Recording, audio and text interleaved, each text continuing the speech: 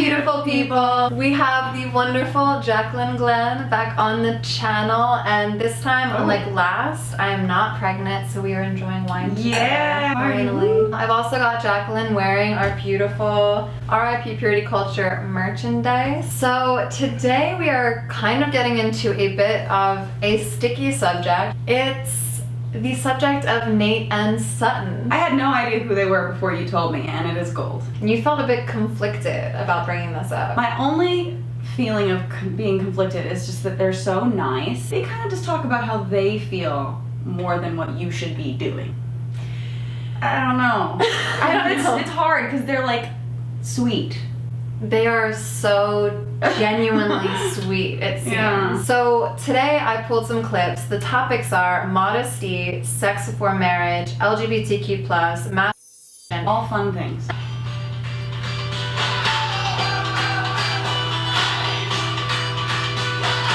What's up, guys? Nate and Sutton back with another video, and today we present to you the modest woman. She's got the neck covered, no cleavage. Are we wearing a shirt that kind of contradicts that? Yes, absolutely. These people are so freaking nice. They seem so in love with each other. They remind me of a lot of pastors that I had growing up, where I would aspire towards their relationship. It's interesting too, because this is one of the more covered up things I've ever seen her in, and you have to wonder, like, they're talking about modesty. Did she want to be absolutely above reproach? I'm sure she had in mind, like, okay, I'm going to be talking about modesty. I really shouldn't have my out. I mean, her never out for anybody. I know.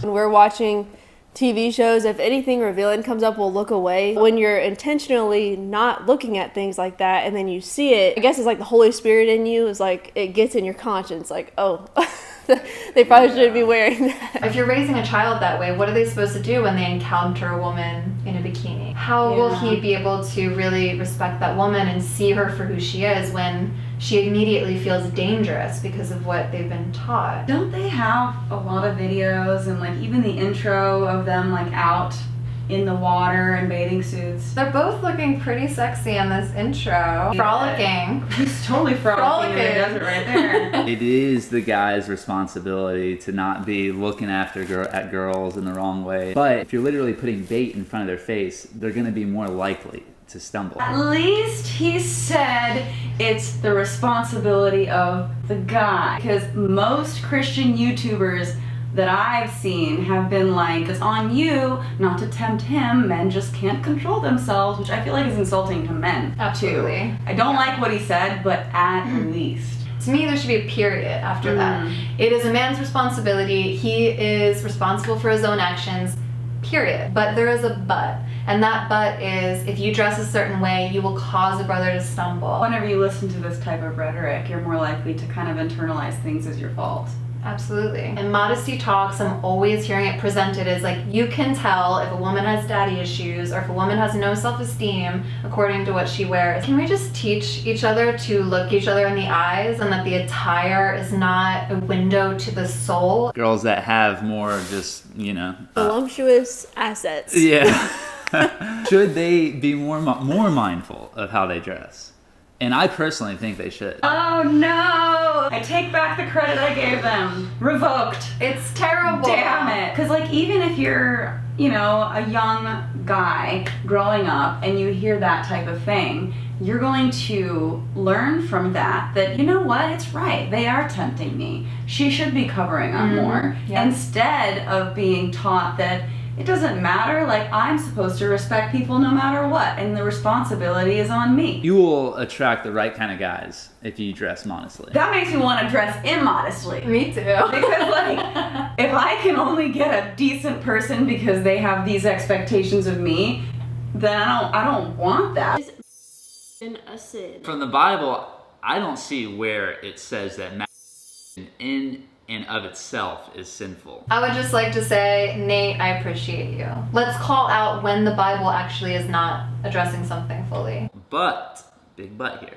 what usually, if not always, accompanies is lust. Along with that is very addictive in nature, and in 1 Corinthians, Paul spoke about not being mastered by anything. So you can definitely become mastered by.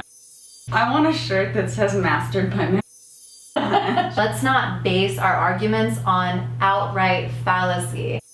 Is very addictive in nature. It actually has a lot of benefits. Exactly, especially for men. It helps avoid prostate cancer. It releases endorphins that just help you feel happier, more calm. They even encourage you to meditate when you're pregnant to help induce labor. Keep that in mind. I think as Christians, we're so used to just thinking everything has to be painful. I bet we would feel much less shame if someone was in a state of pain. We wouldn't say, oh, that's not biblical, that's bad.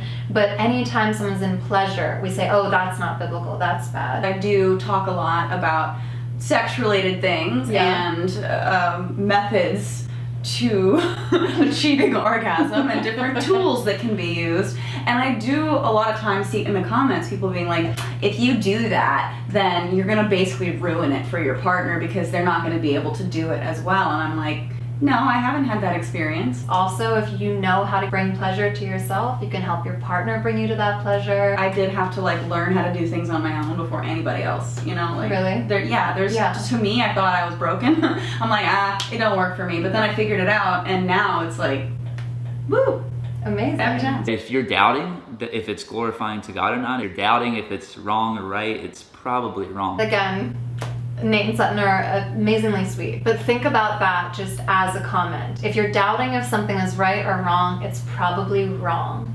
That is such a wild blanket statement, and that is absolutely not true. For him to just say, if you're not sure, that means it's wrong. To me, that would make me not want to question anything. So I think that's really negative. I think you should question everything in your life. It's okay to think about things. Yeah, that's really beautifully said. I think this is a slippery slope into just allowing yourself to be indoctrinated.